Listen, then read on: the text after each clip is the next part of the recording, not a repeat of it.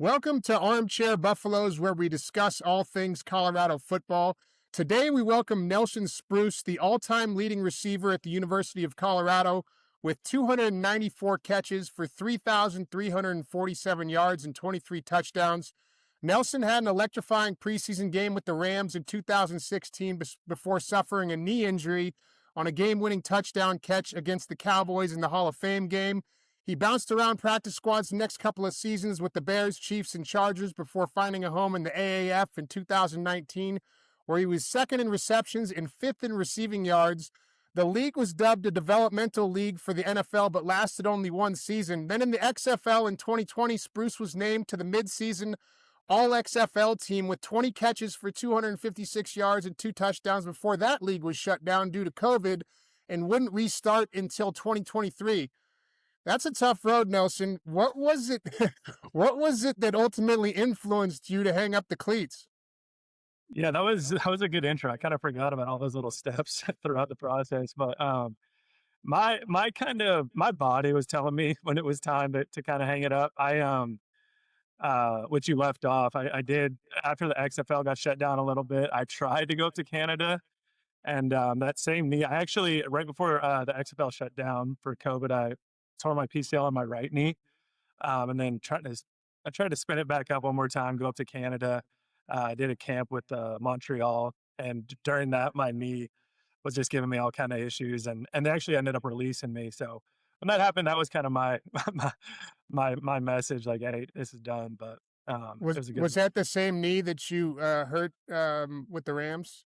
So other knee, but the same exact injury, the torn PCL, which was it's kind of a freak thing, and it's like what you see as a knee sprain essentially on an injury report. But for me, they were kind of just always nagging me, and I was never able to kind of get up to the 100% speed that I needed, to make these teams and so forth. So that was it for me. Yeah, I think that your career is the perfect example of a player who would have been able to make a nice nest egg for himself in today's NIL climate. And as a pro, you had all the tools, but you just really never got the break you were looking for. And I look at these kids now with an opportunity to set up their financial future. But let's be honest, with NIL, the college game has become even more of a business. We saw a third string QB for the Buffs come in on Saturday. And the last time we saw him play, he almost picked up a win on the road against Utah. But when you've got a kid like Juju with an NIL value over $1 million and a transfer in Caden Salter with an NIL valuation of $500,000, and then you got Staub, who's likely making a couple $100 for appearances, there's a big difference there. And these collectives, they've only got so much money they can invest, and it's about as close to a payroll as you can get in today's climate. So when there is an investment in a kid, you want to give him a shot. This is Staub's third year on the team, but he's still only a sophomore. There's a lot of season left, and if he gets the nod against Houston and keeps balling out the rest of the year, as a head coach, you got to be thinking about a kid like Juju who's already been paid, potentially catching a wandering eye and looking at other programs. Bob, you were a guy who got your shot mid-season and never looked back. I'm not sure that Craig Oaks, who was a highly sought-after recruit, ever got over that. He was our starting QB and team captain the following season in 2002, and he quit after the third game to transfer to Montana. What are your thoughts on the 3 QB approach we saw on Saturday, Bobby, and the potential circus that creates for us moving forward? Well, my initial thought is that it is a circus.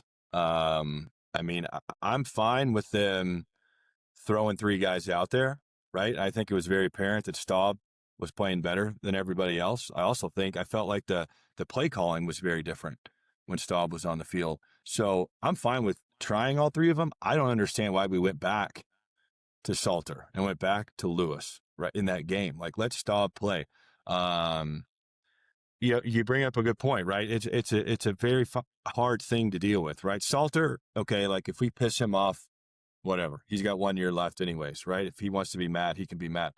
Lewis, you don't want to piss off, right? You want to keep him around because he's a very good player. We want him here. He showed in the small reps that he had that he can play, but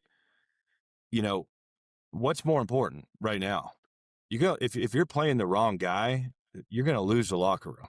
If you got the wrong guy out there, if those other dudes are rallying around Staub because he's playing well, they feel like he should be on the field, you may cause some problems inside the locker room. So it's going to be very interesting to see how Prime handles this situation. Now, if NIL wasn't such a disaster, then you could create some sort of way, right? Where, that's down another road, but like if a kid accepts money, he shouldn't be able to get into the portal and vice versa. If he doesn't want money, great, transfer as many times as you want. But if you're going to accept the money, then you should be at that school. So, I guess, very long winded answer to, we got to keep Juju happy, but we got to play the right guy. Nelson, any thoughts on this? Yeah, I was thinking of it, and the NIL stuff just throw the whole nother wrinkle in there. Like that's kind of like above my processing power. But I look at it like from a team perspective, like at the quarterback position, that's the one position you want consistency at. So like beyond all the NIL stuff, like I think that's just sending some mixed messages. Like stop going in there and balling out. That's great. But now, to your point, Beau, like you have a whole nother like can of worms to deal with going forward. Like what does that rotation look like? What's the saying? Like if you think you have two quarterbacks, you have none. Well, like we got three. So it'll be interesting to see how it plays out going forward. And like, have they even announced anything like what the deal is for Houston on any of this? I think they're planning on going with Staub for Houston. That's what all the early indicators look like. Yeah, No but official announcement though, yeah. yeah, but obviously, like you guys have been saying, you want to keep the young kid happy. So yeah, it's a lot to kind of process and navigate for sure. Yeah, Bob, to your point, I think the reason why they brought Salter back in the game, where we seem to have it in control, is all right. Well, let's give this kid another shot, see if he can do something. And we didn't really see anything that would allow like help Prime make that decision that okay, well, we're going to go back to Salter in this game. I think you got to stop here. So let's shift gears to the offensive play calling. Shermer's confidence in Salter and Juju throwing the ball, like you said, Bob, a whole different playbook out there. It seemed to be a little bit too much bubble screen to me. And I get that you want to get your defenses to cover the entire field, but when they only need to defend 5 yards of it, it becomes a lot easier. Nelson, talk a little bit about Staub's ability to stretch the field with his arm and what that does for your confidence in the quarterback as a wide receiver and an offensive coordinator. Yeah, I mean, I think you saw the play calling open up a lot when Staub was in there. Like it looked a lot more like the past 2 years with Shador, like getting away from kind of the dinking and dunking stuff. And when you're able to open up the playbook like that, just puts a lot more stress on the defense. The spacing changes, their coverage shells change and everything helps the run game. So, yeah, to see that kind of open up like and look like a real kind of down the field offense was inspiring a little bit, and hopefully we can see that going forward with style.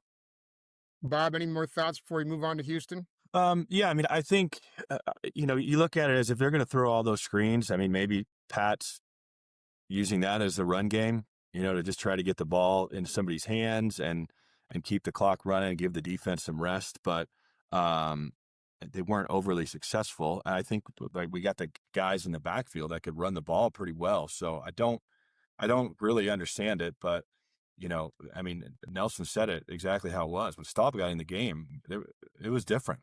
Everything was different. The way he called the play. So they've created one hell of a situation for themselves, and we'll see what happens.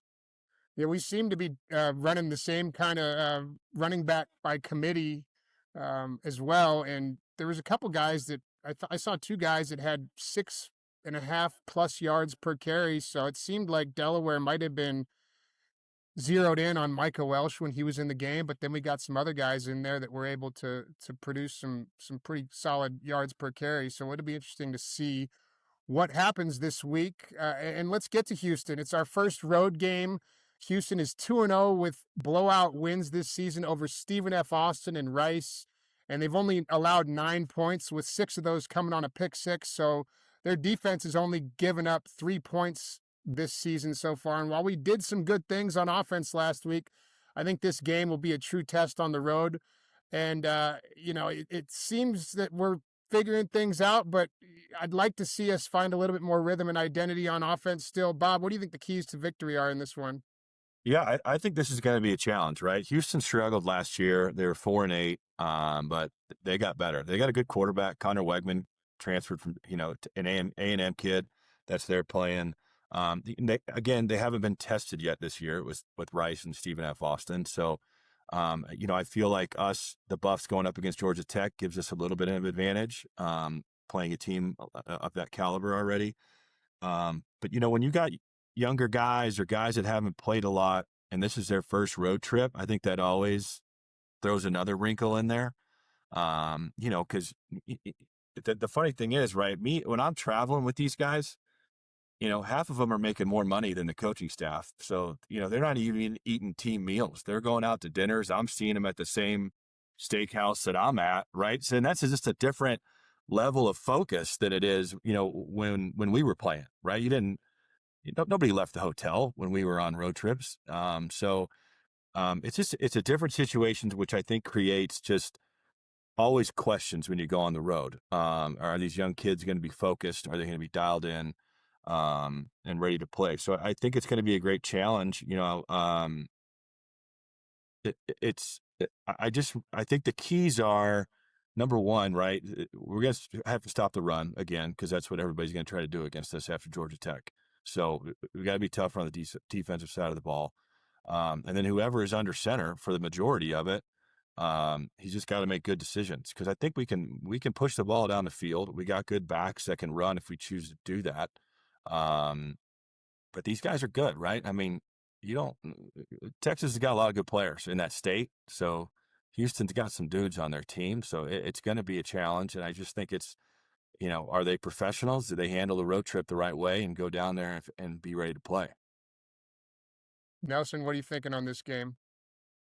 Yeah, I just kind of see it like one of the keys, what I would say is, aside from the players and the X's and O's, just continuing to build like the cohesion and consistency. I think, you touched on it, Bobby. There's so many distractions, obviously, with the first road trip coming up in the new NIL environment, but also with like the transfer portal, you don't necessarily know like who are going to be those guys, and I feel like that's the approach that they've taken a little bit, like with obviously the quarterback position, but skill positions too, is like by committee who's going to step up. So start to see the guys that are going to show up consistently, so you can kind of have that core, foundation to the team that'll, eventually carry you through the season. I think, start to learn a lot in a game like this.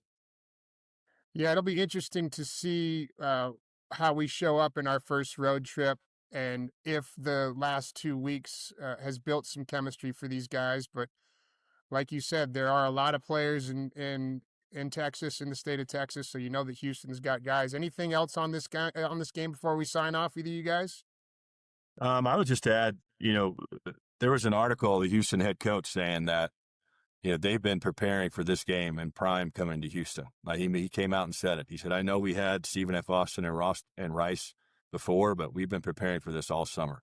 So, I think I say it every week. We're going to get everybody's best shot, because of Prime and all the stuff that follows him around. But, early Vegas, we're plus 5.5. We're the dog right now. So, it's a challenge. I think we're going to find out a lot about the Buffs in this game. I agree with you. Nelson, any final thoughts? No, I mean, I agree. You're going to get everyone's best shot, with all the eyes on us anytime you're walking into, especially on an away games, you're going to walk in with a target on your back. So just continue to find the identity of the team. I think that's going to be huge. Who are those guys? What's kind of the identity? I think was pretty set in stone with Shador and so forth, and some of the skill players over the last couple of years. But who's going to be kind of that next crop of guys that pushes the team forward? Yeah, it'll be exciting to see what we're working with on Saturday and what team shows up. Well, that's all the time we have for you today. If you enjoyed today's show, give this video a like and hit that YouTube subscribe button to stay up to date with future episodes. Thanks for coming on board, Nelson. Really appreciate having somebody from your era join us, as we typically just have the old heads with us. But so I'm an old thanks. head now, I feel like. All right, wait till you get past 40, man. It gets a little bit different. Yeah. All right, guys, go Buffs. Go Buffs. Go Buffs.